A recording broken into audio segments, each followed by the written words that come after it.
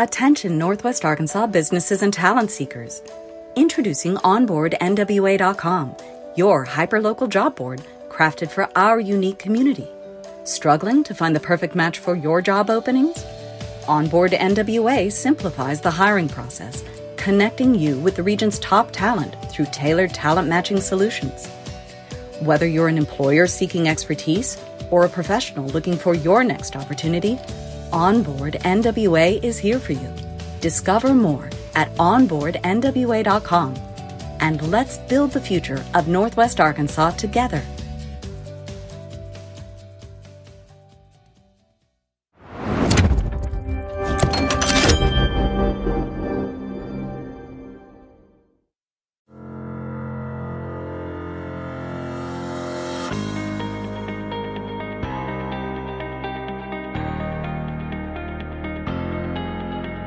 It's time for another episode of I Am Northwest Arkansas, the podcast covering the intersection of business, culture, entrepreneurship, and life in general here in the Ozarks.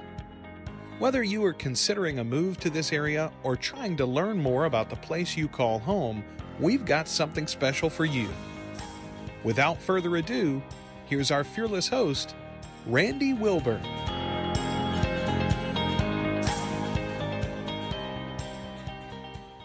Hey folks, and welcome back to a special edition of I Am Northwest Arkansas. Yes, this is a regular episode, but I originally had plans to share another episode today, and then I got to thinking and reflecting, and today of all days is Martin Luther King Day. It's the day that we celebrate his birth. He was born in 1929, January 15th, 1929.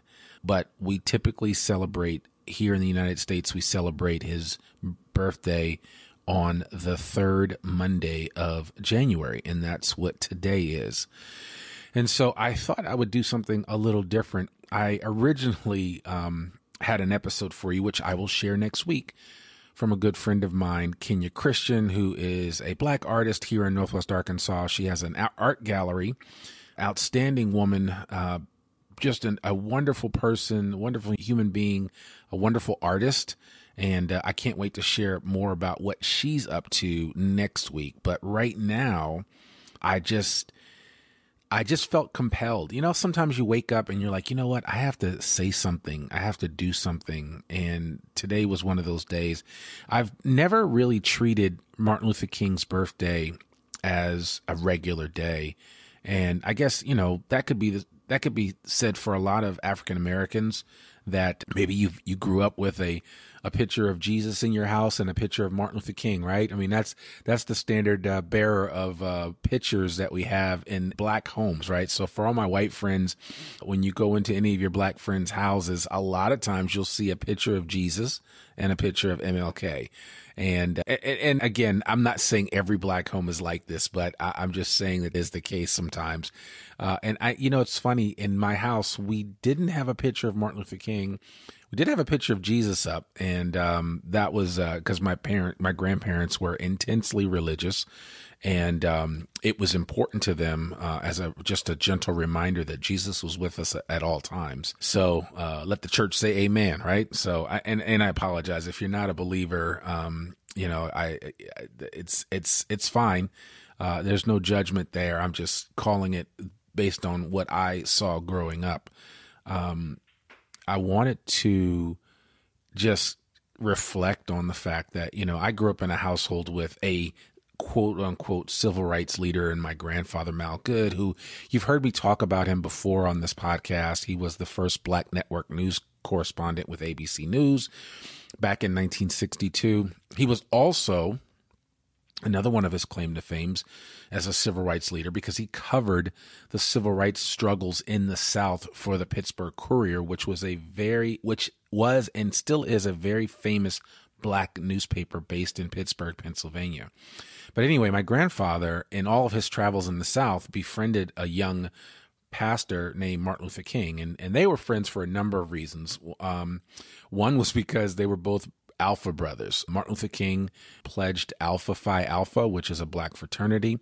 And my grandfather pledged Alpha Phi Alpha. My grandfather was many years older than Martin, but they were friends nonetheless. And my grandfather thought the world of Martin Luther King, and every chance he could, he would connect with him. And he would always just tell me stories about what it was like. And he even got a chance to cover Martin Luther King's funeral in Atlanta, Georgia, after he was killed in Memphis. And he also got to cover the Poor People's March on Washington, which was an event that Martin Luther King dreamed up and said he wanted to see come to pass. And so there was a Poor People's March from Mississippi, from Alabama, and other places, all the way up to the nation's capital, to the steps of the Washington Monument, or the Lincoln Monument, and the Poor People's March. It was a big deal, and it was covered. And it was one of Martin Luther King's dreams to see that come to pass, to see that people that were struggling with poverty, that were struggling with just a rough life, would see some type of improvement. And that's just the kind of person that Martin Luther King was. And, I just reflected today, and I was thinking about it, and I had to go, I went to Alexa and I said, hey, play the Martin Luther King I Have a Dream speech. And Alexa obliged me. And that's just the beauty of technology nowadays. And you can pretty much ask Alexa to play any speech that is audio based. And if you correctly ask her, she will probably oblige you and play that speech for you. So I had a chance to sit down on my couch and listen to that. And as I was reflecting, I said, man, I want to do something a little different. And I know this podcast is about the intersection of business, culture, entrepreneurship, and life here in the Ozarks, but I can never not be who I am as an African American. Again, I created this podcast because I wanted more people to know how great of an area Northwest Arkansas is. But I'm also not going to apologize that I wanted to encourage more diversity to this area. I wanted more people of color to move here to Northwest Arkansas. I think it's a great place, and we need it. We need diversity here in this area, as some of the companies that we sit in the shadows of, Walmart and JB Hunt and Tyson and all these companies, they need more people, right?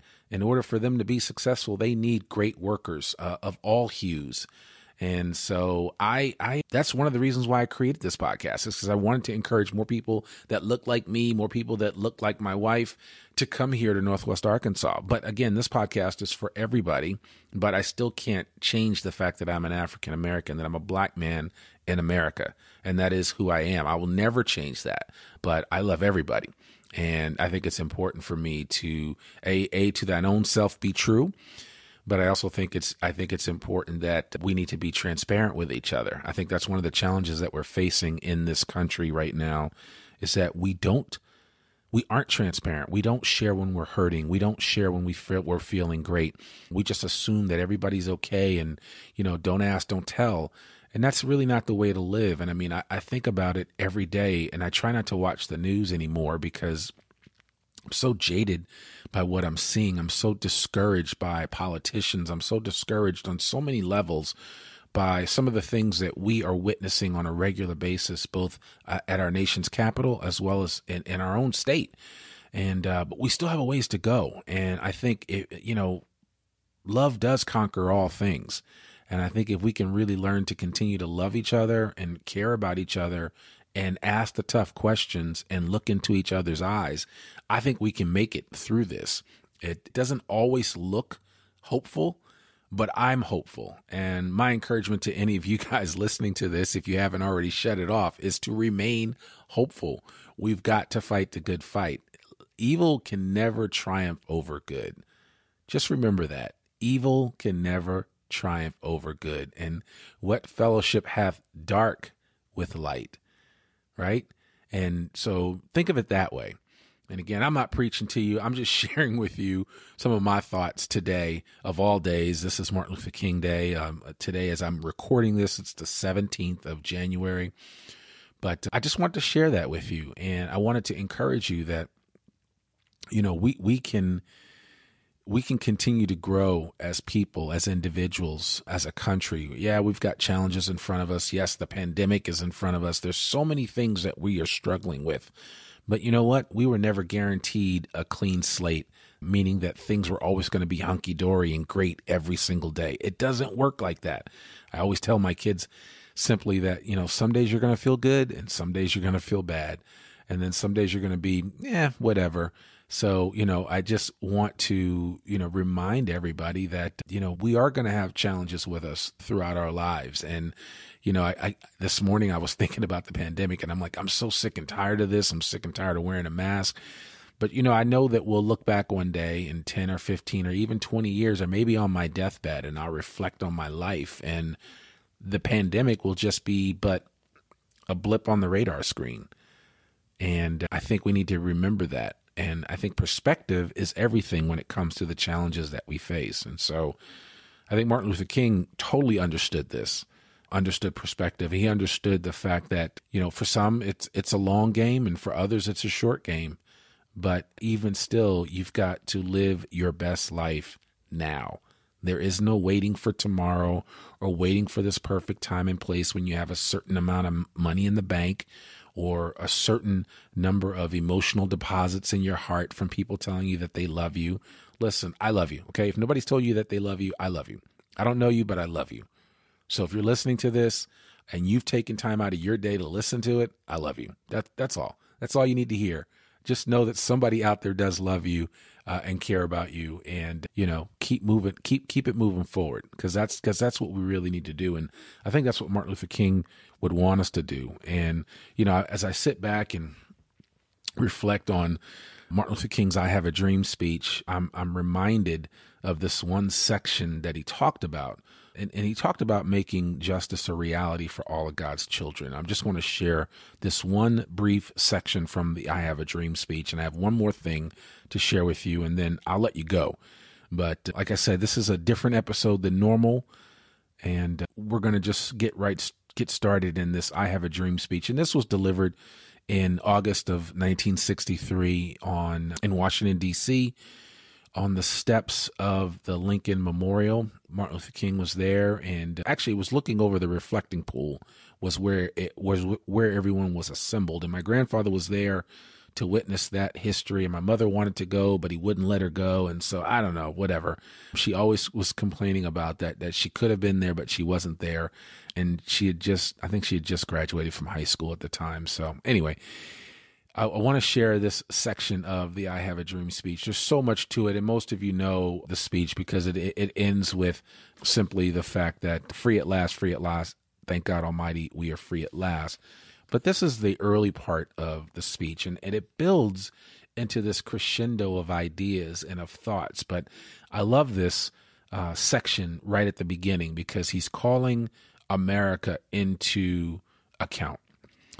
And it goes like this. In a sense, we've come to our nation's capital to cash a check. When the architects of our republic wrote the magnificent words of the Constitution and the Declaration of Independence, they were signing a promissory note to which every American was to fall heir. This note was a promise that all men, yes, black men as well as white men, would be guaranteed the unalienable rights of life, liberty, and the pursuit of happiness. It is obvious today that America has defaulted on this promissory note, insofar as her citizens of color are concerned. Instead of honoring this sacred obligation, America has given the Negro people a bad check, a check which has come back marked insufficient funds. But we refuse to believe that the Bank of Justice is bankrupt. We refuse to believe that there are insufficient funds in the great vaults of opportunity of this nation. And so, we've come to cash this check, a check that will give us, upon demand, the riches of freedom and the security of justice. We have also come to this hallowed spot to remind America of the fierce urgency of now. This is no time to engage in the luxury of cooling off or to take the tranquilizing drug of gradualism. Now is the time to make real the promises of democracy. Now is the time to rise from the dark and desolate valley of segregation to the sunlit path of racial justice. Now is the time to lift our nation from the quicksands of racial injustice to the solid rock of brotherhood. Now is the time to make justice a reality for all of God's children. Wow. Man, I don't really have words. When I listen to it, when I go over it and read it, I would encourage you. I'll put a link in the show notes to the I Have a Dream speech, but you can, of course, Google it. You can listen to it. You can ask Siri, I think, to even play the I Have a Dream speech, and she will oblige you. So you've got all kinds of options there. I want to share with you the last thing. And this is amazing when I read this. I've listened to this whole sermon over and over again. This is a sermon that he delivered the night before he died. So this sermon was delivered on April 3rd, 1968. And of course, we all know he was shot down at the Lorraine Motel on April 4th, 1968. And of course, when I start to read it, it will be recognizable to a lot of you. But that whole sermon, I encourage you to go back. It runs about 47, 48 minutes. It's an amazing sermon. I mean, he even reads a letter from a little schoolgirl that had sent him a letter recently before he did that sermon. But you have to think of the state of mind that Martin Luther King was in, where he knew that his death was imminent. I mean, it was just, it's just like you sometimes know these things, even though you don't want to know, right? I wouldn't want to know that. I wouldn't want to know that I'm going to go outside and I'm going to get run over by a car, or I'm going to be in an accident or something like that, and I'm going to die. I don't want to know that. But he knew several of the people that were with him, said that, Martin never fazed him from the simple fact that he just felt like he was doing what he had to do. And if his death was a requirement of that, so be it. So I just want to share with you this last section from his sermon the night before he passed away. He goes on to say, well, I don't know what will happen now. We've got some difficult days ahead, but it really doesn't matter with me now because I've been to the mountaintop and I don't mind. Like anybody, I would like to live a long life. Longevity has its place, but I'm not concerned about that now. I just want to do God's will, and he's allowed me to go up to the mountain, and I've looked over, and I've seen the promised land. I may not get there with you, but I want you to know tonight that we as a people will get to the promised land. And so I'm happy tonight. I'm not worried about anything. I'm not fearing any man. Mine eyes have seen the glory of the coming of the Lord. And I don't know about you, but I get goosebumps whenever I read that and whenever I hear it. And just his inflection when he says, I'm not fearing any man. Martin Luther King was bigger than life. And, as a historian, I've loved being able to study him. As a person, I'm even more excited by the fact that I've had some connection to him, that I had family members that knew him and respected him and worked with him and marched with him. And so, I just wanted to say thank you to Martin Luther King Jr. for the sacrifices that he made for all of us, black, white, red, brown, yellow. I mean, he made sacrifices for all of us because he pricked the conscience of America. He pricked the conscience of white people. He pricked the conscience of black people. He pricked the conscience of Asians, of Latinos. He pricked everyone's conscience to wake up and recognize that we have to operate at a higher level, that this country, whose very foundation was based on freedom, had to be accountable to that. And we're still fighting that fight so many years later, which is crazy when you think about it. But I believe that we're going to get there. Even for all of our faults and failures and challenges, we are going to get there. And I am encouraged every day that I come in contact with different people from this community here in Northwest Arkansas who remind me of the goodness of man. And when I say man, I'm saying man and woman. So, that's just the way that I'm looking at it. But I really want to encourage you today as you reflect on Martin Luther King, or maybe you're listening to this later on and you're like, what's Randy talking about? I'm trying to learn about the latest restaurant in Northwest Arkansas, or the next thing to do, or, the cool business that just started here. Yeah, we'll get back to our regularly scheduled programming, but I just wanted to stop today to get you to think about this, and to get you to think about what you're doing, why you're doing it, and for whom you're doing it. And make sure that, as I always like to say in the great words of Shakespeare, to thine own self be true. You got to be true to yourself. And I think in being true to yourself, there is some aspect of being true to your fellow man, being transparent with them, loving up on them, calling them to the carpet when necessary, but in a lovingly, unjudgmental way. Yeah, that's what I wanted to share today. I know it's different. I know it might be weird for some of you. I hope you don't abandon me just because of this episode. If you do, hey, I guess I was never meant to have you in the first place. But if you don't, then just know from the bottom of my heart that I appreciate you, and that we will continue to fight the good fight, that we will continue all of the good work that Martin Luther King has done for all people, not just blacks, but whites, Asians, Latinos, you name it, all people. So this is Randy Wilburn. I am the host of the I Am Northwest Arkansas podcast, and I am signing off. And I will see you next week with another episode. But for now, sit back and reflect. Peace and love.